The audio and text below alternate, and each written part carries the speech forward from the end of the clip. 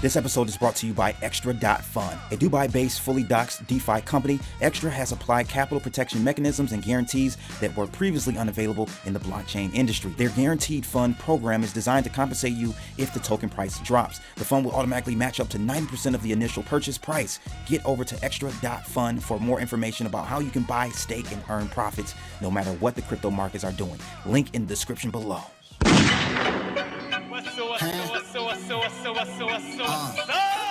Yeah, I think the beast is over. I think this cycle is over. And I've been saying it since November, since near the top, since like 63, 64,000. And I really think like I was saying last time I was on here, people keep talking about the super cycle. I think the super cycle was from the creation till November. And I think we're going to get a serious pullback in this market. I think it's going to kind of shock people, especially it's all contingent on if we break that 30,000 mark. There's a lot of, just economically what's going on. We're talking about jobs and stuff like that, but just with interest rates and everything like that, Bitcoin hasn't seen, high interest rates. It hasn't been a period where exactly. I've been saying this, bro. This is what people and I trade traditional markets, so I understand it maybe better, and you too, Default. We understand it better than maybe some of the people just coming in, just seeing people making money in crypto. It's deeper than rap. Yeah, it's gonna be some people really getting their feelings hurt over the next 6 to 12 months. I'm gonna be honest with you. Yeah, and what will exacerbate the situation will be if there's some that executive order is any type of regulation or some type of tax put it on staking or anything negative news like that. I think is really going to take a lot of these altcoins. So I think what I jumped on was because somebody was asking should I buy Mana or Sand? I mean, this is not financial advice, but I would just be holding cash right now, or you or gold. The umpteenth person I heard say that about putting some real dry powder on the side. Yeah, dry powder. Not sitting in the bank per se. But and stable coins ready. I would say both. I would have a combination. I would have stable. I agree with the both. Fiat, and I'll have some gold and silver on the side too, because it's a flight to safety right now. Especially if this war thing really pops off.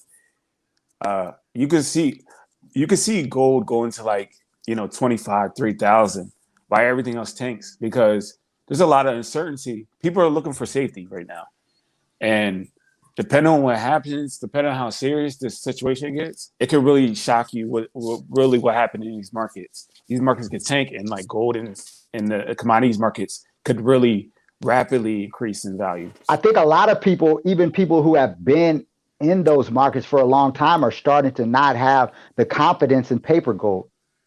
So, I like to separate the difference between the paper gold and the physical gold. When was there confidence in paper gold? What I mean by is I think that once we start having more conflicts amongst different nations, how do we maintain the trust? Because a lot of people have paper gold. A lot of people have paper gold. The price that we see at COMEX is really paper gold. I'm gonna be honest with you.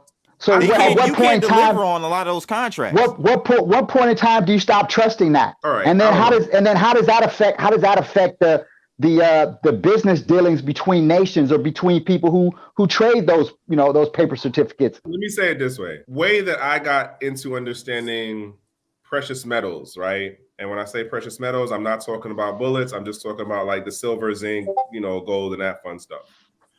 The folks that I listened to when I got in, it was never about paper markets. It was, if you don't have a physical, tangible thing in your hand, then you don't have nothing. Or at least something that you have a positive control of. Yeah, that sounds good for common. Yeah, up to a certain amount. But what about when you're talking about hundreds of millions? If we hundreds of millions, billions of dollars, you can't store it. You can't have that much. You can't have right. And so you store it, and guess what? It's stored, and you're still defeating the purpose because it's not with you. What if that storage place gets compromised? And then I do business with another nation, and we're dependent upon those certificates. So now what happens when I don't trust who's the purveyor or who's holding the certificate between the go-between. I don't trust the go-between. I don't trust the third party. That's it. So now how do we do business in a digital world?